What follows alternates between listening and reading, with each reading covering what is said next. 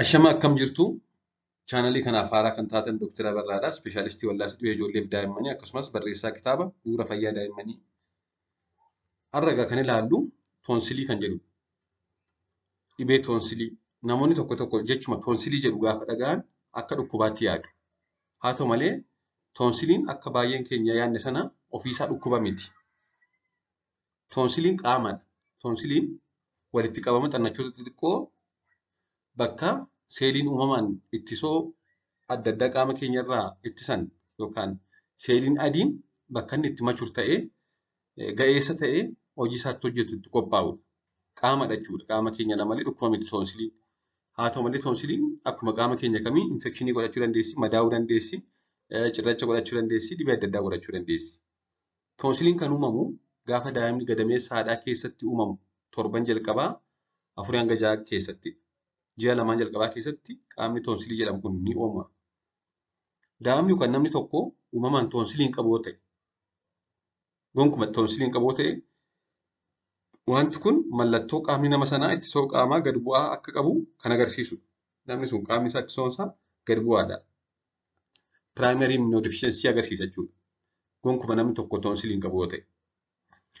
Toonsilii kan jennu egaa yeroo hedduu namoonni baay'een ishee gararraatee gidduu jirtu kanadha. Uuvulaa ishee jedhamu kana. Haa ta'u malee toonsiliin ishee miti. Toonsiliin lamadha. Gamaa gamana jiru. Toonsilii kan jennu ishee akka suuratti argitan kana toonsil jedhamee itti barraa'ee gamaa gamanatti kan argamu laagaa keenya gara duubaa arraba keenya boodaanii bitaa mirgaadhaan kan argamtudha. Faayidaa toonsilii yoo ilaalle toonsiliin ittisoo qaamaa cimsuu keessatti gahee qaba.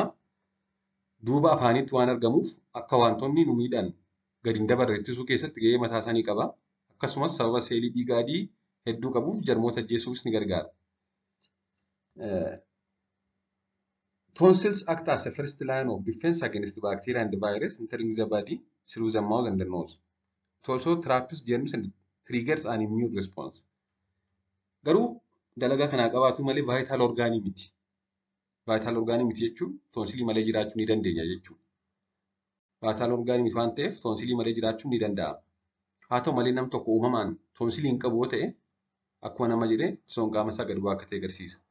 Dhibee toonsilii kan jennu yeroo toonsiliin sababa jarmoota xixiqqoo kan ijaan hin mul'anne kanneen akka vaayirasii, baakteeriyaa fi kan fakkaatuun uumaman kan madaasu yookaan madaa'u. Namoonni yeroo hedduu toonsilii fi fufni qoonqoo tokko akka ta'etti kaasu. Toonsilii fi fufni qoonqoo yookaan dhibeen toonsilii fi dhibeen fuula qoonqoo tokko miti. Haa ta'u malee wal biratti argamu lamaan isaanii laagaa keessatti argamu wal biratti argamu. Walloomii malee tokko miti. Fuula qoonqoo kan jennu uvullaa ishee jedhamtu kana ishee gidduutti gararraatee jirtu kana. Fufni qoonqoo qaama laagaa keessatti gararraatee mul'attudha. Nyaata naannessuu, liqimsuu fi dubbii afaanii keessatti gahee guddaa kan qabdudha. Toonsilii wajjin waan wal qabatu hin qabu. Toonsiliin immoo akkuma argitan isa gamaa gamana jiru kanadha. Mee infekshinii toonsilii ilaalu yookaan toonsiloofaranjaayitis kan jedhu. Dhibeen kun yeroo toonsiliin akkasumas keessoon laagaa toonsilii dabalatee jarmoota weeraramanii madaa'udha. Baakteeriyaa ta'uu danda'a, vaayirasii ta'uu danda'a, maal ta'uu danda'a? Baakteeriyaa ta'uus danda'a, haa ta'u malee yeroo hedduu vaayirasiidha. Kanneen kana keessaa amma hedduun isaanii sababa vaayirasii ta'e kan dhufudha. Persentaa 30 qofatu baakteeriyaadhaan dhufa. Dhibeen tooksilii baakteeriyaa kan baakteeriyaadhaan dhufu kan qoricha barbaadu jechuudha. Umurii waggaa 3 dura xiqqoodha. Yeroo hedduu waggaa 5 hanga waggaa 15 tti baay'ata. Waggaa 3 dura kan toonsilii fidu vaayirasiidha. Kanaaf qoricha hin barbaadu, dawaa hin barbaadu jechuudha yeroo hedduu. Dhibeen toonsilii kan baakteeriyaan dhufu yookaan kan dawaa barbaadu kan waggaa 3 booda dhufudha. Yeroo hedduu inni baay'inaan mul'atu waggaa 5 hanga waggaa 15 tti.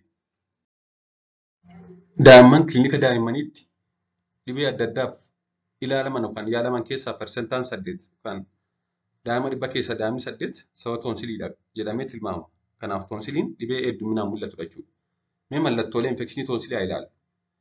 Daa'imni tokko yoo infekshinii toonsilii qabaate ho'iinsi qaamaa ni dabala, liqimsuu dadhaba, mataa dhukkubbii fa'aa qabaata, foolii afaanii gaarii hin taane qabaata, dhiita'uu xannachoota naannoo mormaa ni qabaata, yeroo rafufaa ni kurruufaa, qufa'uus danda'a.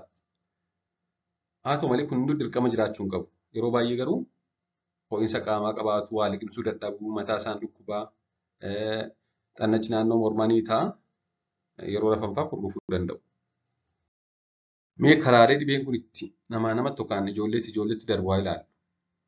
Yeroo hedduu hargansuudhaan dhangala'aa qaama keenyaa bahutu namaa namatti darbansa.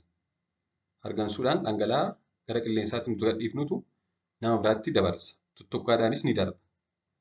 Infekshinii toonsilii baakteeriyaan dhufu daa'imman umuriin isaanii waggaa 2 ol ta'e kan miidhu yoo ta'u, irra caalaan isaanii umuriin isaanii waggaa 5 hanga 15 gidduu. Daa'imman waggaa 2 gadi irra caalaan isaanii toonsilii vaayirasiin dhufu qabu. Kanaaf yeroo hedduu yaalan barbaadu. Carraan baakteeriyaan qabamu umurii kanatti xiqqaadha.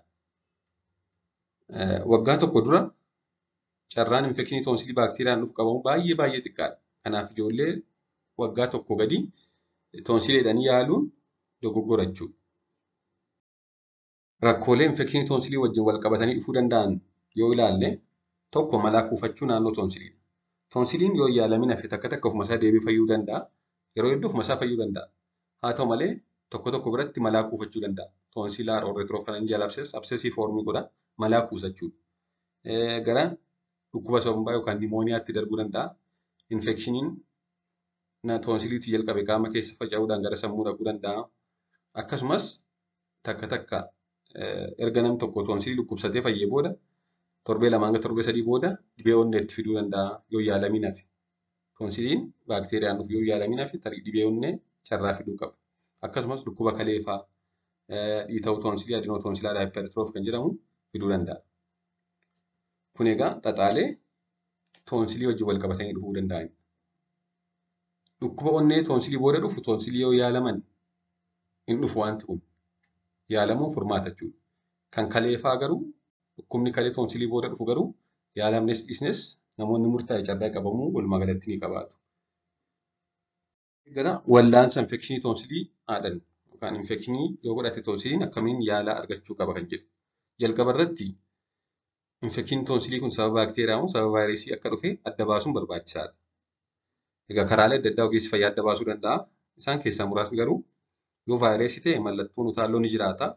Garuu yeroo tokko vaayirasii ta'e jalqabee gara baakteeriyaatti jijjiiramuu waan danda'uuf of eeggannoo gochuu barbaachisa. Yoo malaa kan ofirraa qabu ta'e mallattoo baakteeriyaati. Yoo foon ilkaanii, hidhii yookaan arrabni kan dhukkubu ta'e mallattoo vaayirasiiti.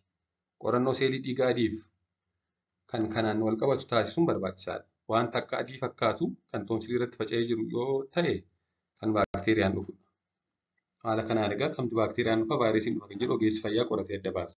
Ogeessi fayyaa infekshinii toonsilii kun vaayirasii fi baakteeriyaadhaan kan dhufe adda baase yoo baakteeriyaadhaan dhufe qoricha farra baakteeriyaa kan toonsilii kana fayyisu ni kennaa fi akkasumas qoricha dhukkubbii hir'isu fudhachuun barbaachisaadha. Dabalataanis dafanii dhibee kanarraa fayyuuf dhangala'aa gahaa fudhachuu fi boqonnaa gahaa taasisuun barbaachisaadha. Sirriitti bishaan dhuguu, dhangala'aa fudhachuu, boqonnaa taasisuu, cuunfaa burtukaanaa yookaan loomii xuuxuu, akkasumas madaa afaan keessaa yoo jiraate akkasumas dhukkubbiin kan rakkisu yoo ta'e ashaboo bishaan ho'isanii walitti makuun akka lulluuqqatan gochuunis ni fayyada. Bishaanitti ashaboo xiqqoo dabalanii waliin makuudhaan xiqqoo waliin ho'isuudhaan ittiin afaan lulluuqqachuu. Kana gochuudhaan dhukkubbii ofirraa ittisuun yookaan hir'isuun ni danda'ama jechuudha. Waan dhaggeeffattaniif hedduu galatooma. Turtii gaarii.